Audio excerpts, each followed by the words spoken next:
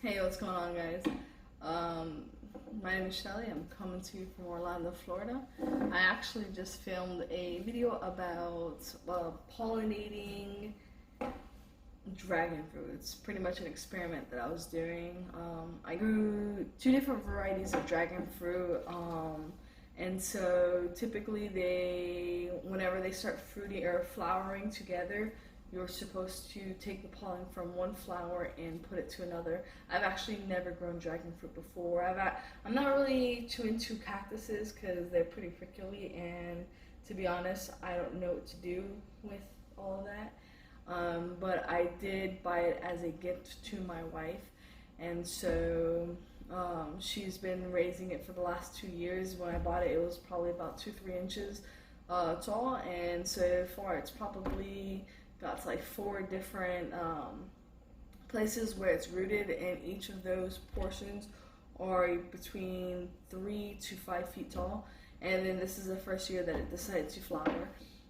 Today, I accidentally, in the process of moving all of our fruit trees, I tore off a huge portion of my cherry tree.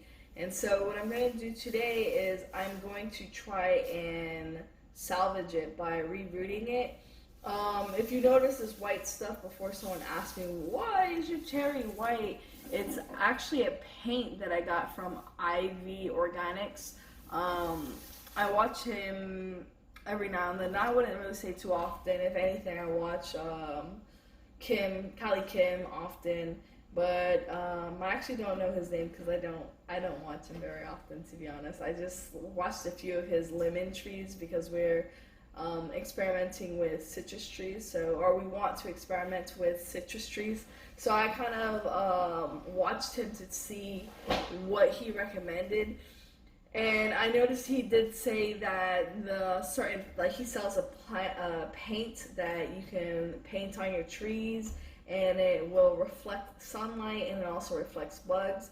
I will say that all my trees were dying, and the ones that I decided I wanted to do experiments with it. So the ones that I painted white, they all came back with lots of foliage. Sorry, it's a pretty hard word for me to say.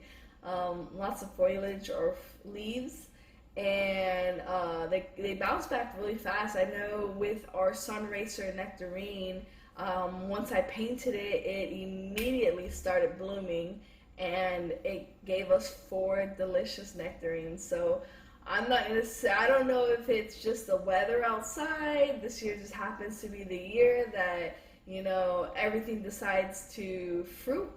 I do know that everything was dying, and the moment that I decided to put this paint on, my fruit trees actually bounced back. So I will be using that in future. I accidentally, in the process of moving, I took it out of the canister and I put it inside one of my drawers. And then one day, I thought my wife, she likes to play tricks on me, so I thought my wife put baking powder inside of a bag to try to mask it as cocaine or something, and then be like, oh yeah, I caught you doing drugs. So I was telling her, I'm like, hey, what's this packet? This looks suspicious. And she's just like, I don't know. So I just thought she was playing a joke. So I ended up throwing away $35 worth of this powder that creates the paint. And my heart, when I realized that I threw away that paint, was broken. So I went ahead and waited another month. Once I got my papers right, I bought another canister, and so we just recently moved into our property, which is why you still see things that are boxed up behind me. But I'm going to go ahead and paint a lot of our trees now that we're in our new property, because I'm not sure if you can truly see it on this, but the paint is actually coming off. I've had it for probably a month or two on each of the trees, and as the tree grows, it starts to shed off its outer bark. And so what's ended up happening is it's shedding its outer bark and growing from the inside out or whatever. And that outer bark had the paint on it, and so now the paint's gone. So I did see a few reviews saying that it washed off, and to be honest, I put it on the tree and literally it rained right after, and there wasn't a huge, shed of the paint. I don't know if maybe it's because it had already dried onto the actual fruit trees or what it had been. However, I didn't really notice a huge loss in color. So what I'm going to do today is, you can kind of see where I moved it. Maybe not, sorry. You can kind of see where I moved it, and it split right here down the middle. And so what I did was just where it splitted, I cut it. Tomorrow, whenever I actually start doing the yard work, I will be sealing that tree portion off, because of the fact that whenever a tree is open, it takes a while for it to close itself up. I'm sure if you guys have ever been to parks where, people have cut trees, you notice it kind of bubbling around the base. So like if you cut this, you'll see that the tree itself is trying to close itself up by bubbling around where it was cut to, seal off the area. So in order for me to kind of expedite the closure of that wound, I will be coming tomorrow with the white paint and sealing it off myself, because I do not want any type of bugs burying themselves into the middle portion of the plant. So you probably can't see it because this is just such a bushy portion. Unfortunately, this portion of the cherry tree was actually the only portion of my cherry tree besides where the actual graft was at that was alive. So I'm kind of a little distraught about it, because I'm not sure if my cherry is going to bounce back. I feel like because this is where all the leaves were and it's been torn off, it might just die.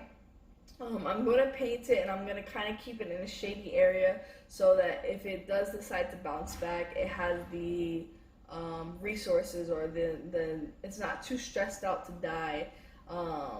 So yeah, with that being said, I'm going to go ahead and start cutting this up.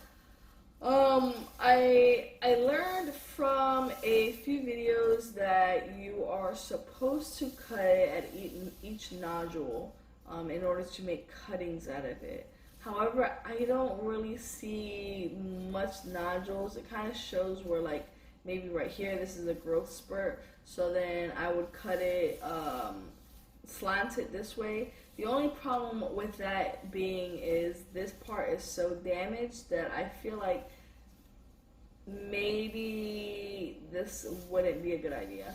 So I'm going to do it anyways and see how that works out. So I'm going to cut it in a few places, and then I'm going to stick it, I already have a cup of water. I'm going to stick it in a cup of water and see if it actually starts to root.